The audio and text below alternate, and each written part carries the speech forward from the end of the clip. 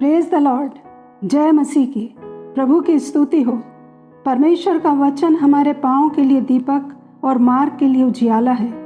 जवान अपनी चाल को किस उपाय से शुद्ध रखे?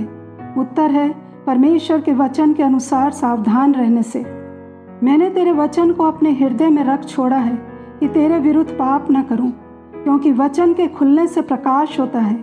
यदि वचन खुला नहीं है, उसका भेद और रहस्य या उसका अर्थ नहीं समझते, तो इसका मतलब है अंधकार में चल रहे हैं। और जो अंधकार में चल रहा है वो नहीं जानता कि किस चीज़ से ठोकर खाता है। प्रकाशन का अर्थ है जो अभी तक समझ नहीं रहे थे उसका प्रकट होना। जिन्होंने परमेश्वर के मन को नहीं समझा वो वचन को नहीं समझते, और जो वचन को नहीं समझते वो परमेश्वर की योजना को नहीं समझते। इब्रानियों 1 के पहले 3 वचन में लिखा है, पूर्व युग में परमेश्वर ने बाप दादों से थोड़ा थोड़ा करके और भांति भांति से भविष्यवक्ताओं के द्वारा बातें कर इन अंतिम दिनों में हमसे पुत्र के द्वारा बातें की। वह उसकी महिमा का प्रकाश और उसके तत्व की छाप है, और सब वस्तुओं को अपनी सामर्थ्य के वचन से संभालता है। उसने सृष्टि में होने वाली घटनाओं को वचन के द्वारा प्रकट किया। भजन 119:89 में लिखा है, हे यहोवा, तेरा वचन आकाश में सदा तक स्थिर रहता है। मनुष्य का इसमें कोई योगदान नहीं है, परंतु मनुष्य सृष्टि को ही सृष्टिकर्ता समझ बैठे हैं, जबकि सारी सृष्टि परमेश्वर के अधीन है। परमेश्वर के मन को जानने के लिए वचन को जानना है। पहला शमूएल 3:1 के अनुसार एली याजक बाहर सोता था। उस समय परमेश्वर का वचन दुर्लभ था, कारण मंदिर में दीवट को जलाए रखने के लिए कोई योग्य नहीं था। एली याजक के पुत्र भी ठीक नहीं थे। वचन का प्रकाशन ही परमेश्वर के साथ चलने का रास्ता है, परंतु परमेश्वर का वचन लोगों तक पहुंच नहीं पा रहा था। परमेश्वर का हस्तक्षेप समाप्त हो गया था। दीवट की सेवा जिस तरह की जानी चाहिए थी नहीं हो रही थी, परंतु दीवट बुझा नहीं था। दीवट के जलने और परमेश्वर के कामों में गहरा संबंध है। शमूएल को काम सौंपा गया था, दीवट को बुझने नहीं देना है। मूसा को भी इज़राइल के लिए निर्देश दिया था, दीवट बुझने ना देना।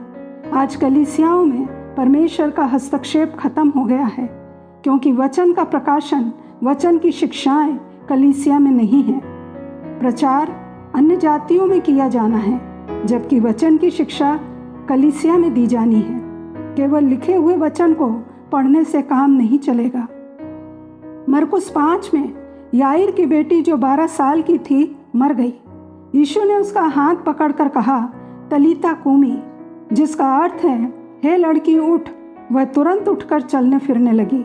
तब यीशु ने कहा, इसे कुछ खाने को दो। क्या वो भूखी थी? कुलूसियों 3:1 में लिखा है कि हम मसीह के साथ जिलाए गए हैं। पहले मरे हुए थे, तो जो जिलाए गए हैं उन्हें वचन को खाने के लिए यदि नहीं दिया जाता तो वो अभी भी मरे हुए हैं, पुराने स्वभाव में हैं। उन्हें रोज खाना नहीं मिलता है। इसलिए मसीहों का जीवन, कलीसिया के लोगों का जीवन दिखावे से अधिक कुछ नहीं है। प्रारंभिक कलीसिया प्रेरितों से शिक्षा पाने, संगति रखने, रोटी तोड़ने और प्रार्थना करने में लौलीन रहती थी। आज बाइबल का एक चैप्टर, एक पैराग्राफ पढ़ लेने से सोचते हैं, मैंने आज का वचन पढ़ लिया, प्रार्थना कर ली, कैलेंडर का एक वचन पढ़ लिया, बस बहुत हुआ। परंतु प्रभु क्या बात करना चाहते हैं, क्या सिखाना चाहते हैं, ये हम नहीं समझते। प्रभु रोज बात करना चाहते हैं। कई बार हम सोचते हैं कि प्रभु बात क्यों नहीं कर रहे, परंतु नहीं जानते कि मार्था के समान बहुत सी सांसारिक बातों से हम भरे हुए हैं। पुराने व्यवहार, पुराने स्वभाव में जी रहे हैं।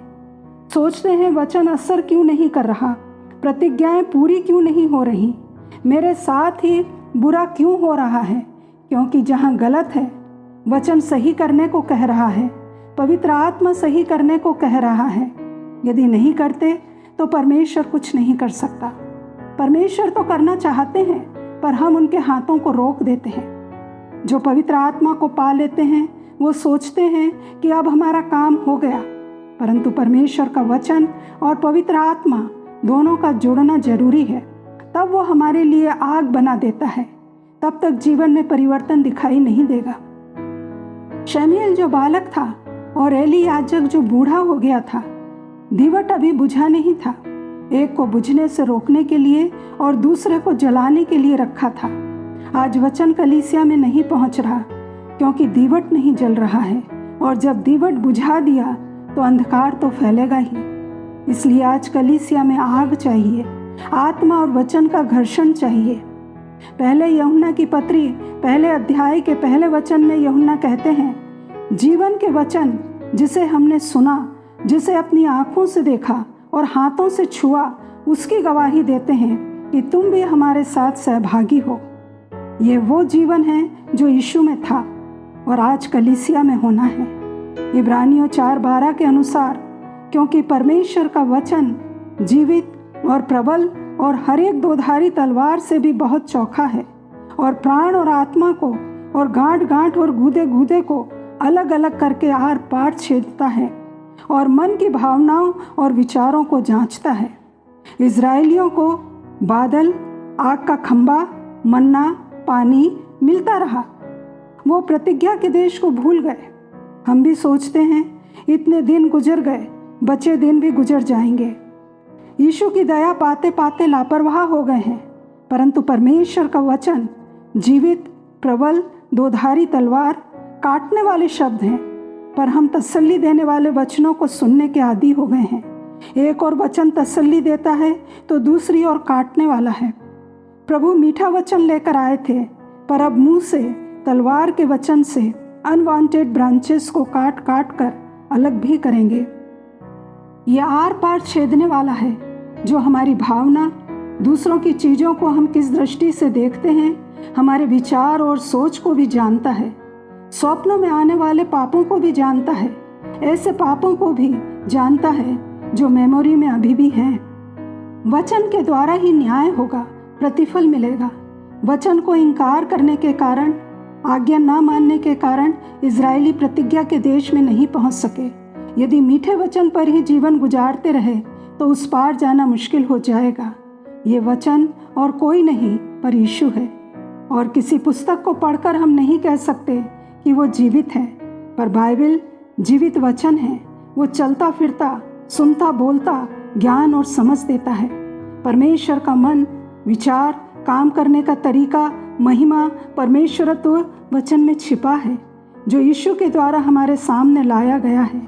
मेरा वचन सत्य है, और जब मनुष्य सत्य को जानेंगे तो सत्य उन्हें स्वतंत्र करेगा। वही सत्य वचन मनुष्य का छुटकारा है, अनंत जीवन का रास्ता है।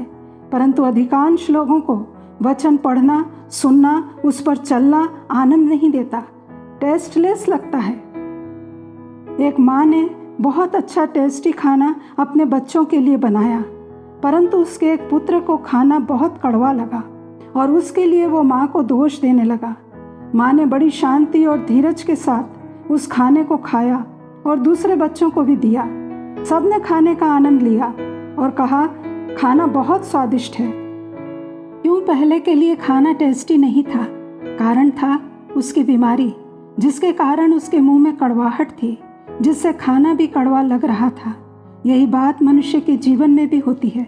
उसके गुप्त पाप, गुनाह, शरीर की अभिलाषाएं, घमंड, क्रूरता, कठोरता और ऐसी बीमारियां उसके जीवन में रहती हैं, तो परमेश्वर का वचन उसे टेस्टलेस लगता है।